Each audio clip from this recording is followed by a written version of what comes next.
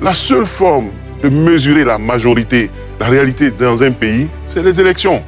Et ce que j'ai remarqué aussi, c'est qu'il y a ce qu'on a appelé les forces vives ou les corps constitués. Vous avez les fonctionnaires, vous avez les syndicats, vous avez les religions quand même, le corps social, vous avez les commerces, vous avez les transports. Dans tous ces corps constitués, dans toutes ces forces vives, en dehors des forces politiques, de groupes politiques, vous n'avez vu aucune de ces forces vives, aucune religion en particulier. Il y a eu des interpellations, des mises en garde, mais vous n'avez vu aucun de ces corps constitués, aucune de ces forces vives de la nation s'opposer à l'élection. C'est-à-dire, il peut arriver dans un pays où les syndicats se dressent, on ne veut pas de cette élection. Les commerçants se dressent, on ne veut pas de cette élection. Les transporteurs se lèvent, on ne veut pas de cette élection. Des confessions religieuses se dressent, mais non, il n'y a pas eu ça. Au contraire, on a eu des leaders religieux qui ont lancé des appels à la paix et qui ont dit d'aller voter. On a vu dans toutes les religions, on a vu des chefs et rois traditionnels qui sont quand même des garants de nos us et coutumes, qui ont dit d'aller voter dans la paix, dans les villages, qui ont lancé des messages. Pour moi, c'est un signal d'une volonté générale. Bien sûr, tout le monde n'est pas d'accord.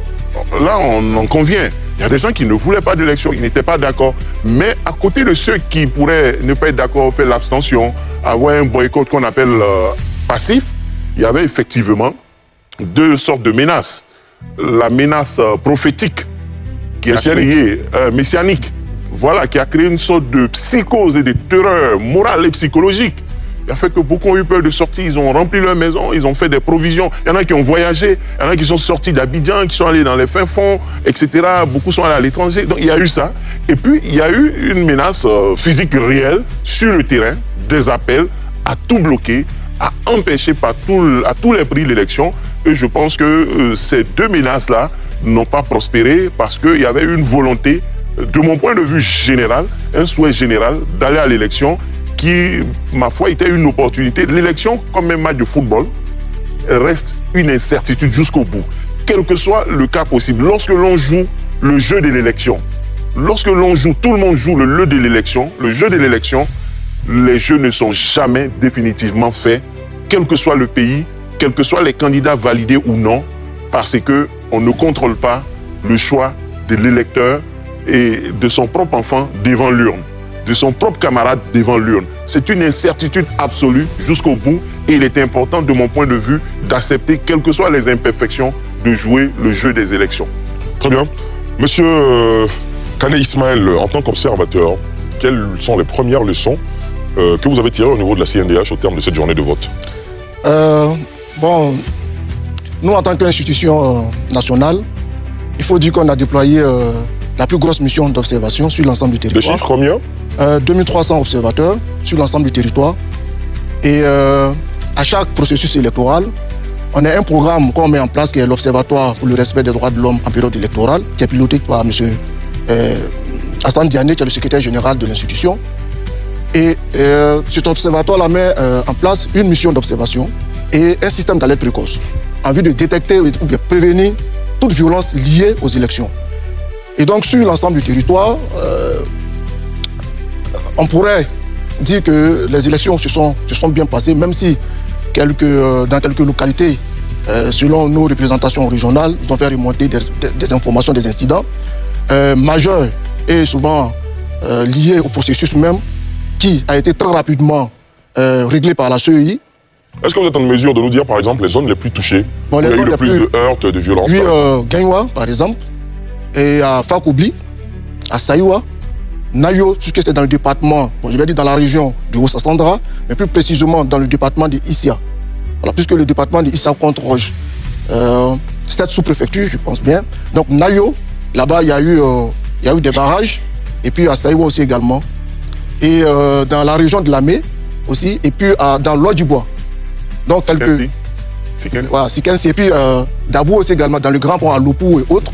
Donc ce sont ces localités, quelques localités que le CNDH a pu observer ces incidents.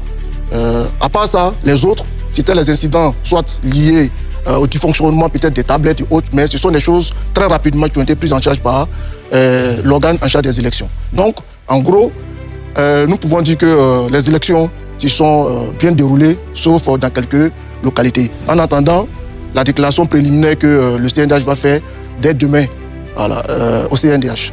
D'accord, très bien. Monsieur Eugène Billet, vous de votre côté, au niveau de votre mission d'observation? Oui, notre mission d'observation, nous disons que c'est une mission proactive et portée donc par le ministère de la Cohésion nationale, de la solidarité et de la lutte contre la pauvreté à travers son instrument de veille et d'alerte qui est l'Observatoire de la solidarité et de la cohésion sociale. C'est une mission que nous menons depuis 2016 et qui a pour but de sélectionner, de détecter tous les dysfonctionnements, toutes les situations problématiques qui pourraient être donc des raisons de conflit ou de violence avant, pendant et après le scrutin. Et c'est ce que nous avons fait depuis l'année dernière en surveillant bien sûr la révision de la liste électorale. Nous avons monitoré donc cette période et dès janvier 2015, Madame la ministre a lancé une vaste opération de sensibilisation à travers ce qu'on a appelé le marathon de la cohésion. Dans les régions qui ont été détectées comme des régions d'intérêt compte tenu de leur histoire de violence électorale, mais aussi du fait que ces régions-là sont des bastions qui seront donc prisés, qui seront donc convoités lors donc de l'élection du président de la République. On a suivi donc ces régions, on a sensibilisé à travers ces régions. Et lorsque le processus en lui-même s'est positionné, on a donc mis en place la mission d'observation qui a mobilisé 280 observateurs directs, mais appuyé sur notre mécanisme d'alerte précoce habituel, traditionnel, qui comporte 10 000 moniteurs qui ont permis donc de regarder sur toute l'étendue du territoire national le vote.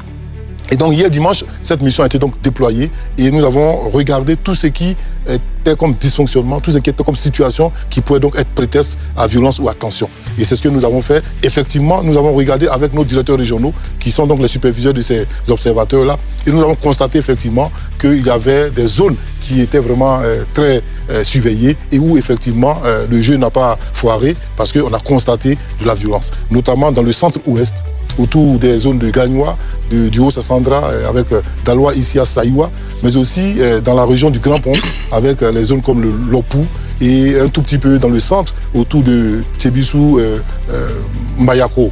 Mais comme on le dit, ce sont des situations comparées à 2020 qui sont quand même minimes.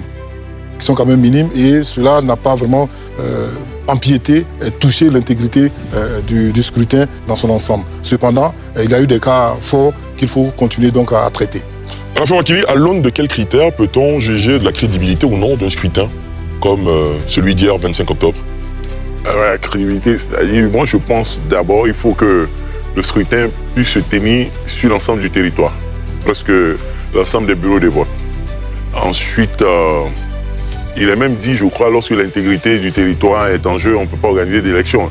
De sorte que l'intégrité, pas une menace extérieure, mais aussi si en interne, sans menace extérieure, le vote n'est pas possible, je pense, dans plus de 50% du territoire national, je crois que ce n'est pas la peine de valider un tel vote.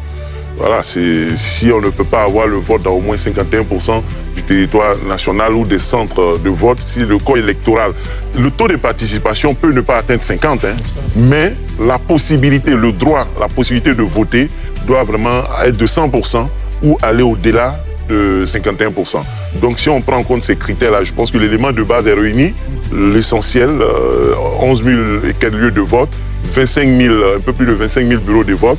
Il semble que les perturbations n'ont pas atteint 5%, donc on a près de 98% de disponibilité des possibilités de vote.